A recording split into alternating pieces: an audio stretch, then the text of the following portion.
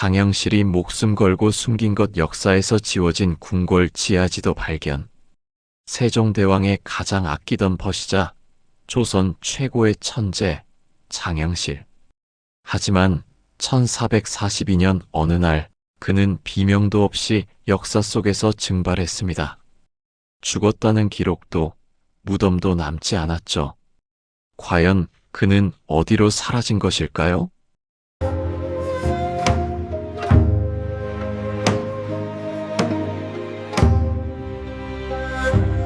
1400XX 조선의 밤하늘. 모두가 잠든 시각, 한 소년만이 깨어 있었습니다. 우리가 알고 있는 장영실은 위대한 과학자입니다. 하지만 역사책 어디에도 기록되지 않은 그의 진짜 연구가 있었다면 믿으시겠습니까? 오늘 우리는 그가 남긴 12권의 관측 일지, 그 속에 숨겨진 충격적인 비밀을 추적해 보려 합니다. 그는 단순히 별을 본 것이 아니었습니다. 그는 무언가를 감시하고 있었습니다. 조선의 신분제도 아래 관노비라는 신분은 땅만 보고 살아야 하는 운명이었습니다. 하지만 소년 장영실의 눈은 항상 금지된 곳, 바로 하늘을 향해 있었습니다. 사람들은 그저 그가 별을 좋아하는 괴짜라고 생각했죠. 하지만 그가 밤마다 목숨을 걸고 밖으로 나왔던 이유는 단순한 호기심 따위가 아니었습니다. 매일 밤 자시밤 11시 1시, 영실은 기이한 현상을 목격합니다.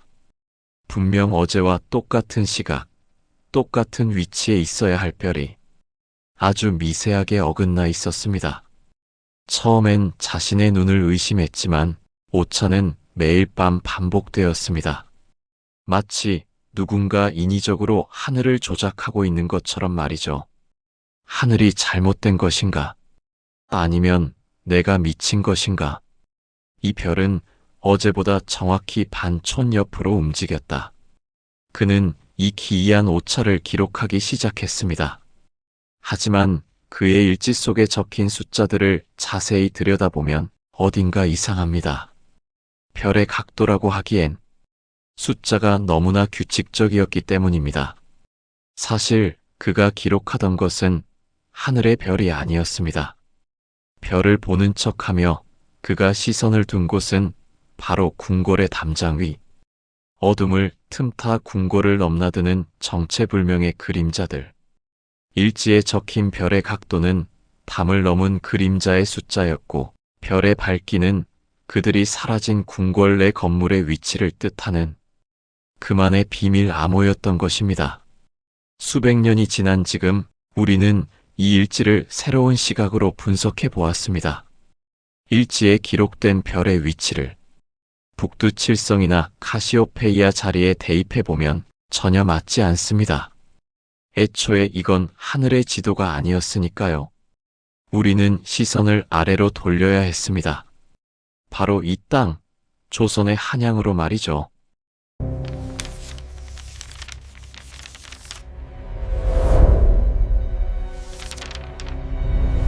놀랍게도 그가 찍어둔 점들은 경복궁의 주요 정각들과 정확하게 일치했습니다. 근정전, 사정전, 그리고 왕의 침전인 강령전까지. 하지만 이상한 점이 있습니다. 그가 기록한 담장을 넘는 그림자들의 이동 경로는 문이나 길이 아닌 엉뚱한 곳으로 이어져 있었습니다. 바로 우물, 아궁이, 그리고 수로물길이었습니다. 그림자들은 땅 위로 다닌 것이 아니었습니다. 장영실이 찾아낸 규칙을 따라 선을 이어보면 경복궁 지하를 거미줄처럼 연결하는 거대한 미로가 드러납니다. 왕의 눈을 피해 궐 밖에서 왕의 침전 바로 밑까지 한 번에 도달할 수 있는 비밀 통로. 장영실은 매일 밤 이 지하 통로를 이용해 은밀하게 움직이는 세력을 목격하고 있었던 겁니다. 어린 관노비가 알기에는 너무나 위험하고 거대한 비밀이었습니다. 왕조차 몰랐던 발밑의 세상. 그가 이 지도를 완성하던 날 누군가 그의 방문을 두드렸습니다. 그날 밤 이후 장영실의 방은 쑥대밭이 되었습니다. 누군가 그가 기록해온 일지를 찾기 위해 방을 뒤진 것입니다. 하지만 침입자들은 아무것도 찾지 못했습니다. 일지는 이미 사라진 뒤였으니까요. 자신의 목숨보다 더 위험한 진실을 쥐게 된 장영실. 그는 어둠 속의 추격자들을 피해 당시 건설 중이던 거대한 물시계 자경루의 공사장으로 숨어들었습니다. 그는 알고 있었습니다. 이 일지가 발각되는 순간 자신뿐만 아니라 이 나라의 왕까지 위험해진다는 것을.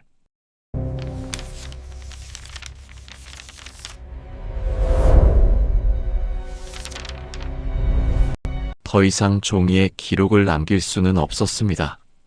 그래서 그는 천재적인 기지를 발휘합니다.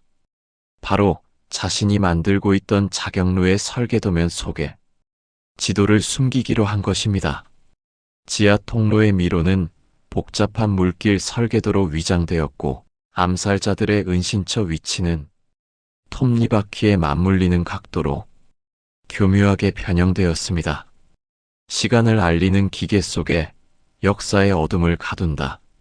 그는 누구도 의심하지 않을 시간의 기록 속에 진실의 기록을 봉인했습니다.